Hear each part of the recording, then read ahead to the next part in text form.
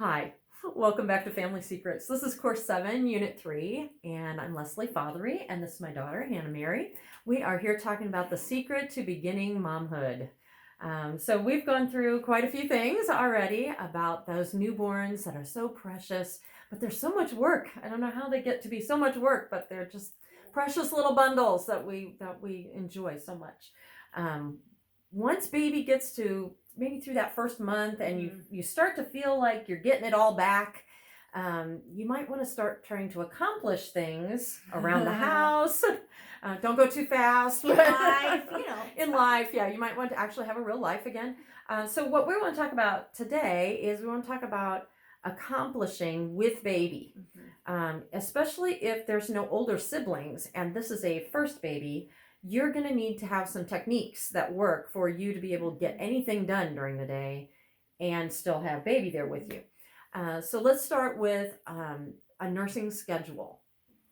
Really important to have a nursing schedule, not just for baby, but for you. Yeah. If you're going to have sanity and not feel like you're just a milk cow that never gets a break, you're going to need to have a schedule. Yeah. It's going to help you with your mental the way you're thinking about it, the way you feel, your emotions are going to come in better. You just need a schedule. Trust me, you need a schedule. It's going to help. Babies who are not on a schedule, and I understand the whole need for feeding them on demand in the sense that if they're hungry, they need to eat, but they can eat in a consistent manner and not starve.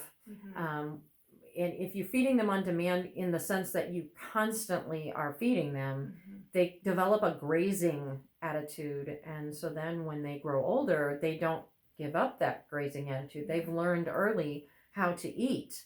And if you're telling them that eating constantly is an okay thing, that's going to prove to be bad as they grow older. It's going to create weight issues and probably some dependence on food and just some other things that will happen that won't be good for them. You have something you want to throw in about that? There is a real idolization of nursing and motherhood in our culture right now.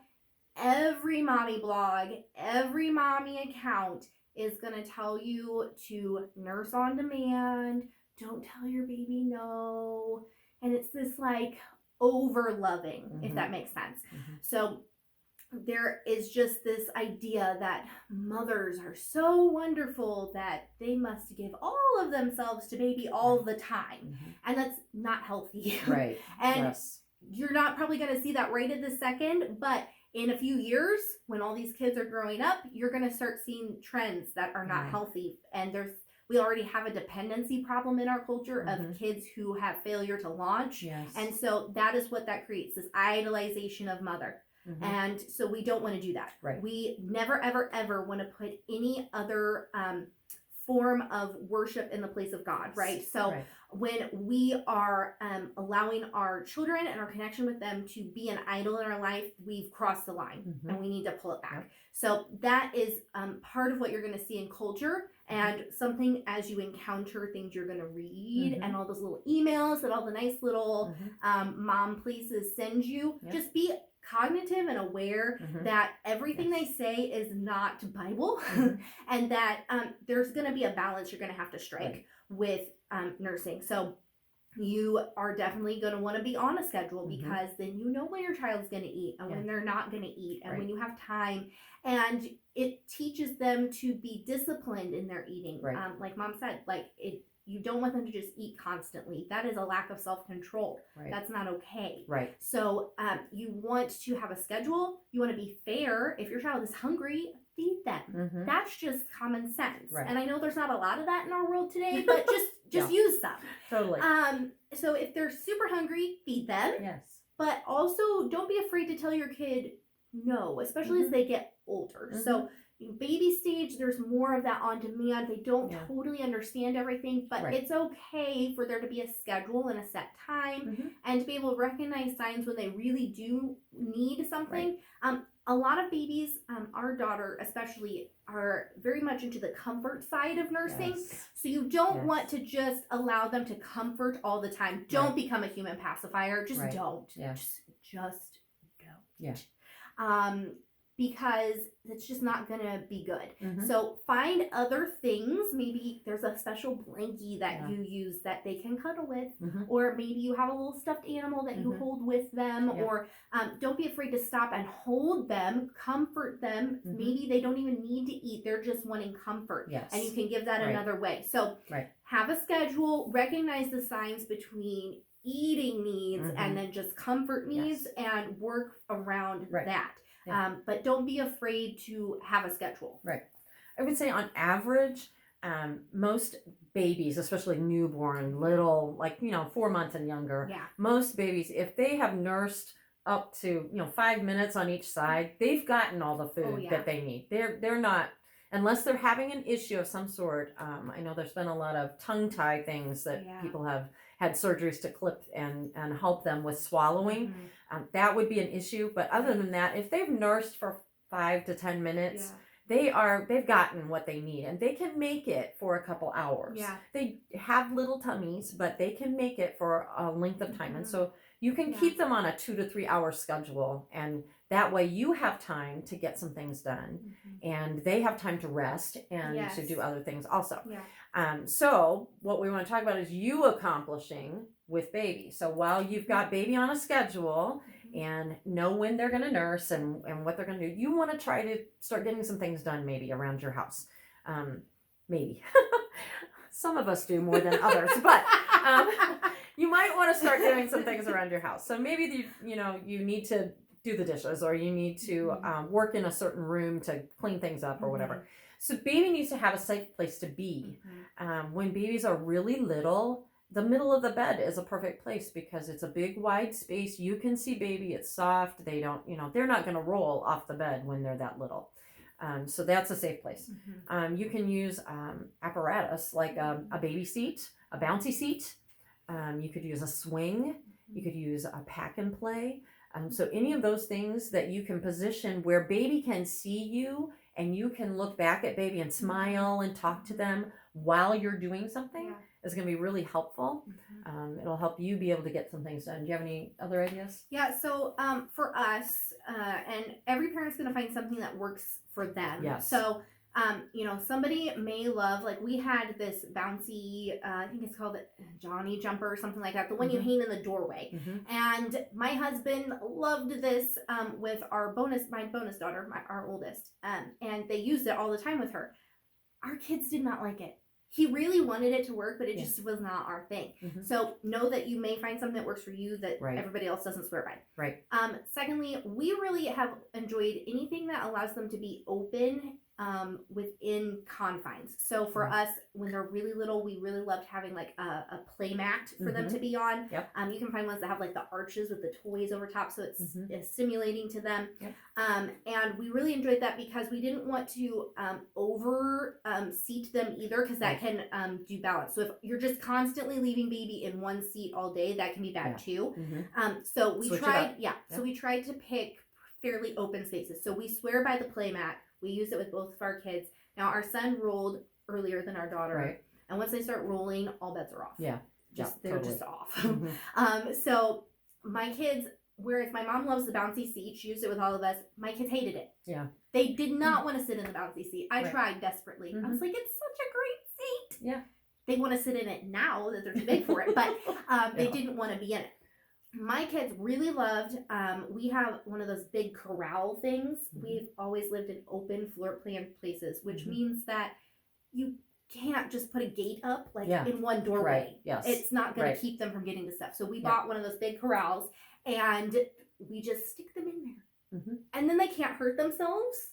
And we put a little toy in there. Done. Done. We swear by that. It works really well. We have done where maybe we stick them in the high chair, and we just pull the high chair somewhere else. So here's fruit snacks if they're old enough to do that, or even just a toy they can bang on it. Yep. Sit in the high chair. We do have a bumbo seat. We've used that. We used it with our son more than our daughter. She didn't really like it. He would sit there for hours, which again, we had to be like, okay, but now you got to be on the floor. Yeah. But yeah, so just find what works for you. Everybody's going to be different. My husband has always loved the idea of a swing. We've never had space for a swing. Yeah. And so we've never had one. And that's okay. Do what works for your home and what works for your lifestyle. Yes. And that's fine. This is the one place where relativism works. Yeah. You just pick what works for you and you do it. Yep. So That's true. That's true. You'll find that that children will like they'll like an apparatus, or they'll like a position for a while, and then they'll start getting grumpy about it, and they'll start crying and fussing. They're either being overstimulated, or it's just uncomfortable, or but they're done. They're done. They're ready to move. So but don't be afraid to switch up what you're doing with them. And whatever can give you the freedom to do what you need to do, but keep them safe. And if you can keep eyes on them, that's helpful. And keep your expectations realistic. Yes. Because you might not be able to put them down for a 3-hour purge of your entire house. Exactly. But you can wash 10 dishes. Yes. So just be realistic in what you're expecting to get done and the amount of time that they're willing to be in one place. Yeah. Absolutely. Absolutely. That's so true. Okay, so then the next thing that's something that you need to accomplish with baby literally is their bath. Babies, when they're newborn, you start with a bath maybe on a mat on a table, just a bowl of water, and you're washing them off, and they either love it or they hate it. And all of my children scream through all of their baths like that. And one who loved it and one who hated it. Yeah. So. Yeah. It just depends on the child. But you are exposing them and getting them all wet, and it's probably cold, and it doesn't make them feel good, and they're not thrilled about it. The one good part of that is that they are exercising their lungs by yelling and screaming and crying. And so that's okay. It's okay that they cry. Give them a bath. Wash them off. You want them to be clean. My mom and myself, we were every single day, everybody got a bath, because nursing gets all up under their chin, and they're messy and they smell, and so we always, every day was a bath. Now Hannah, I was in every other. She's in every other. I'm in every other because I cannot. Every day is stressful for me. I can't deal with their cleanliness every day, but I could do every other, and then that gave me time to do the dishes that were in the way. And to clean up other things. So I was in every other. I still am. Our kids have an every other schedule, and I alternate the big ones who take longer amounts of time. So every other. So baby's bath can get accomplished when they need a bath, and if you don't have time to fully bathe them, at least take a wash rag, wipe them off, and they'll be fine. They're not going to die. It'll be okay. Every other, but with exceptions, because every once in a while your kid will just make a mess. Yes. They will just puke up everything they just ate, or they will have a poop that is just up their back. How did it even get in the places it's in? Exactly. And you just have to wash them. So every other day, but then every once in a while you just have a day where it's like, well, I guess we're taking a bath today. It's true. Totally true. Okay, so when baby gets a little bigger, you might have a bathtub that you use for them. We used one in the kitchen sink, just laid it over the kitchen sink, and it was really handy. It didn't hurt your back to try to get it done. But then they're going to eventually grow to where you can use them. You can use the actual bathtub. Yeah. Some babies like showers. My husband would put a baby in a shower with him, and it was handy. Sometimes you can get them all washed, and it was really fast. Right. If we were, and some babies actually just hate shower. They hate the water falling on them. So you have to kind of pick and choose what they like. Yeah. But you can try it. You can always try it and see what happens. We always transition from the table. So the table is normally just until their umbilical cord falls off, and then you can submerge them. And they'll tell you that at the hospital, but whatever until you. And so then we would switch to the one in the sink. And there's different ones you can get. Do not spend $200 on one of those things. Do not buy the jacuzzi tub. This is me telling do not buy the jacuzzi. Don't do it. It's a bad idea. Just don't. I spend no more than $10 on those things. Okay. We buy them secondhand, no problem. Anyway, we did that. Now I do know a couple people who swear by because they have the really deep sinks. They swear by those. They look like a flower and they're cushy, and you stick them down in the sink. So those ones can be good too. We haven't had sinks where that was useful for us. It was always shallower, so we just stuck the tub across. And then we would transition up to the tub once they started making too big a mess in our kitchen. Once they're big enough to make the mess in the kitchen, they go to the bathtub. Now you can do a baby in a bathtub, laying them down in shallow water if they don't roll yet. If you need to, you can do that. If the baby gets to the point where they're rolling, maybe 4 to 6 months, 4 to 6 months, they might start rolling. You want to be careful. You don't want them to drown, so you have to watch what they're doing with them. If they can learn to sit up, or you can hold them up. One of our daughters had a sit-up chair that went in the tub, and that was helpful because it held her up while I tried to wash her. Yeah. So that was a There's all kinds of apparatus you can find online. There's even ones where it like sections off your tub, so you don't have to run water in the whole tub. You just run it like the part that the kid takes up. So those are worth looking into. Again, don't spend $200 or anything, but if you find a cheap and convenient apparatus, use it. Yeah, absolutely. And so you accomplish getting baby clean. That's a good thing. We like that fresh baby smell. We do like that fresh baby smell. Make sure that they get a little lotion here and there, and watch for the cradle cap and all that good stuff. But they'll tell you that at the hospital. Cradle cap. Yeah.